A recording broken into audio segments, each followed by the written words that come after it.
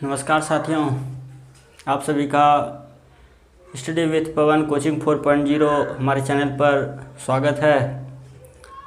और आज हम जो है बिहार एक परिचय का पार्ट 2 देखेंगे। और कल के सेशन में हम आपको बिहार के एक परिचय थोड़ी बहुत जानकारी आपको बताए थे, जो बहुत सारे फैक्ट वहाँ पे थे। वो एग्ज़ाम के पॉइंट ऑफ व्यू से बहुत इंपॉर्टेंट था। यदि आप वहाँ पे क्लास कल का नहीं देखें तो आप ज़रूर जाकर देखें।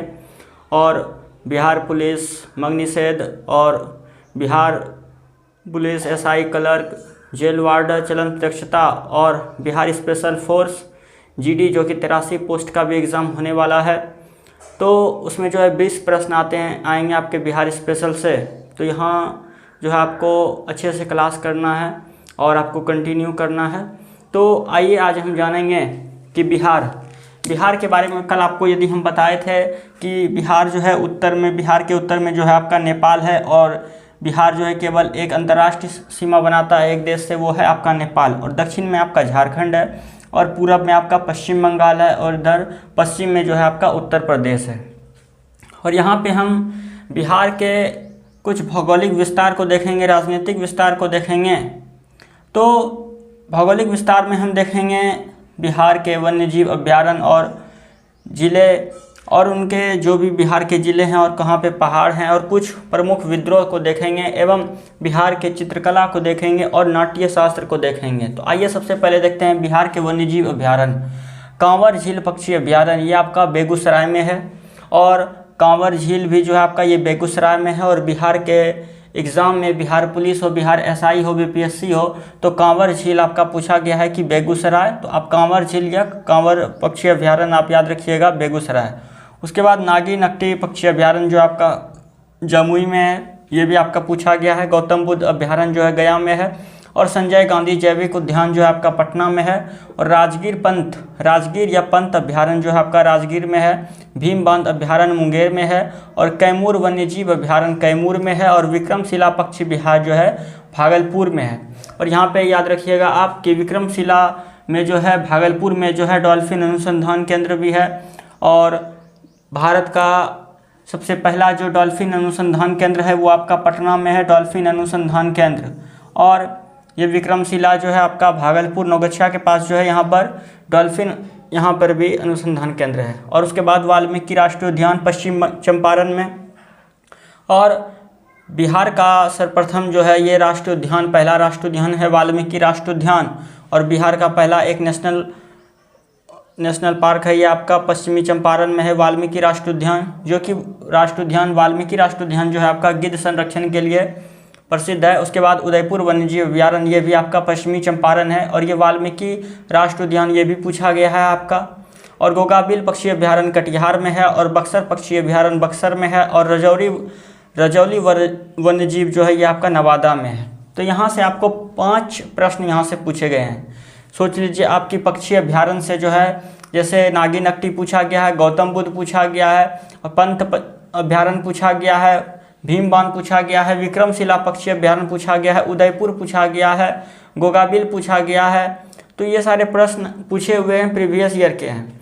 उसके बाद यदि हम देखें तो बिहार में कांग्रेस का अधिवेशन बिहार में 3 स्थान पर हुए, और 3 ईस्वी के अलग अलग ईस्वी के आप नाम याद रखिएगा कि 27वां कांग्रेस अधिवेशन बिहार में 1912 ईस्वी में हुआ, और ये पटना के बांकीपुर में हुआ।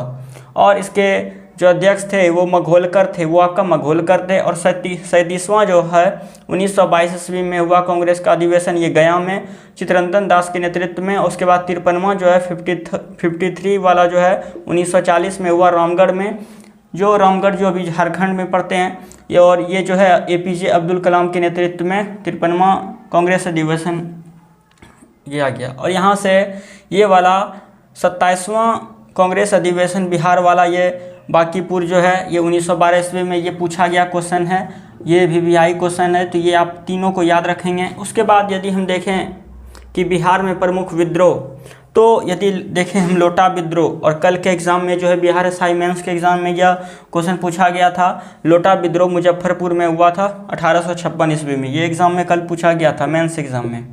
मेंस एग्जाम में आपका पूछा गया था। लोटा विद्रोह आपका मुजफ्फरपुर में हुआ 1856 ईस्वी में। उसके बाद नोनिया विद्रोह ये हाजीपुर में हुआ 1770 से 1800 ईस्वी के आसपास। उसके बाद बहावी आंदोलन पटना में 1821 ईस्वी में, और बहावी आंदोलन के प्रमुख केंद्र जो था वो पटना ही था। इसमें क्या करना था कि बिहार को जो है, भारत को जो है इस्लामीकरण करना इसका उद्देश्य था। उसके बाद देखिए कि श्वेत विद्रोह जो है इसका प्रमुख केंद्र रहा मुंगेर 1766 ईस्वी में। तो ये आप यहाँ से ध्यान रखेंगे, एक बहावी आंदोलन, एक लोटा, ये चारों इंपॉर्टेंट है आपका। उसके बाद यदि देखें यहाँ पे कि संथाल विद्रोह 1855-56 में सिद्धू और कान्हू के नेतृत्व में हुआ। उसके बाद मुंडा विद्रोह 1899 से 1900 ईस्वी में बिरसा मुंडा के द्वारा। ताना भगत आंदोलन 1914 में छोटा नागपुर में जतरा भगत के द्वारा। उसके बाद कोल विद्रोह 1831 से 32 पोटो सरदार के द्वारा। उसके बाद तिलका आंदोलन जो है 1784 में तिलका मांझी के द्वारा।